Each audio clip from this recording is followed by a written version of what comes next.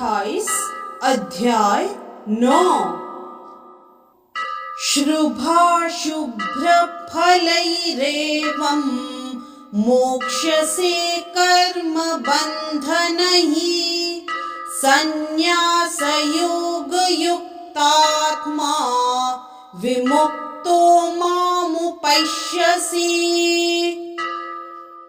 इस श्लोक के संदर्भ में एक दोहा सटीक बैठता है।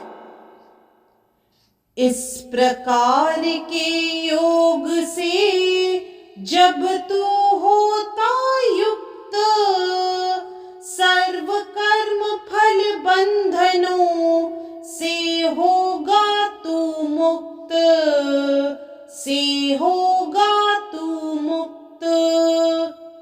कर्मों से संबंध ही तब जाएगा टूट, जन्म मृत्यु के चक्र से तू जाएगा छूट,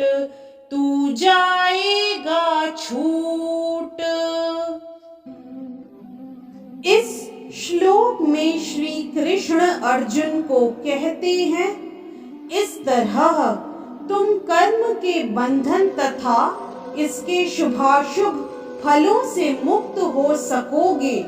इस संन्यास योग में अपने चित्त को स्थिर करके तुम मुक्त होकर मेरे पास आ सकोगे।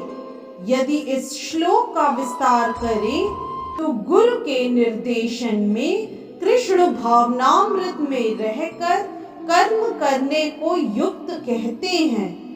पारिभाषिक शब्द युक्त वैराग्य है। श्री रूप गोस्वामी ने इसकी व्याख्या इस प्रकार की है। अनासक्तस्य विषयान् यथार अहम पयुञ्जतः निर्बन्धः कृष्ण संबंधे युक्तं वैराग्यमुच्यते।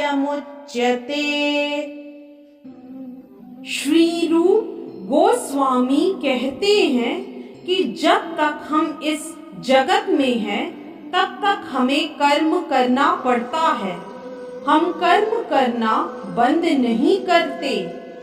अतः यदि कर्म करके उसके फल कृष्ण को अर्पित कर दिए जाएं, तो वह युक्त वैराग्य कहलाता है। वस्तुतः संन्यास में स्थित होने पर ऐसे कर्मों से चित्त रूपी दर्पण स्वच्छ हो जाता है और कर्ता की ज्यों-ज्यों प्रकृति करता रहता जाता है, त्यों-त्यों परमेश्वर के प्रति पूर्णतया समर्पित होता रहता है। अतएव अंत में वह मुक्त हो जाता है और यह मुक्ति भी विशिष्ट होती है। इस मुक्ति से वह ब्रह्म ज्योति में तदाकार नहीं होता, अपितु भगवत धाम में प्रवेश करता है। यहाँ स्पष्ट उल्लेख है, माम उपैष्यसि, वह मेरे पास आता है, अर्थात मेरे धाम वापस आता है। मुक्ति की 5 विभिन्न अवस्थाएं हैं और यहाँ स्पष्ट किया गया है कि जो भक्त जीवन भर परमेश्वर के निर्देशन में रहता है, वह ऐसी अवस्था को प्राप्त हुआ रहता है जहाँ से वह शरीर त्यागने के बाद भगवत धाम जा सकता है और भगवान के प्रत्यक्ष संगति में रह सकता है। जिस व्यक्ति में अपने जीवन को भगवत सेवा में रत रखने के अतिरिक्त अन्य कोई रुचि नहीं होती, वही वास्तविक सन्यासी है। ऐसा व्यक्ति भगवान की परम इच्छा पर आश्रित रहते हुए अपने को उनका नित्य दास मानता है। अतः वह जो कुछ करता है भगवान के लाभ के लिए करता है। वह जो कुछ करता है भगवान की सेवा करने के लिए करता है। वह सकाम कर्मों या वेद वर्णित कर्तव्यों पर ध्यान नहीं देता।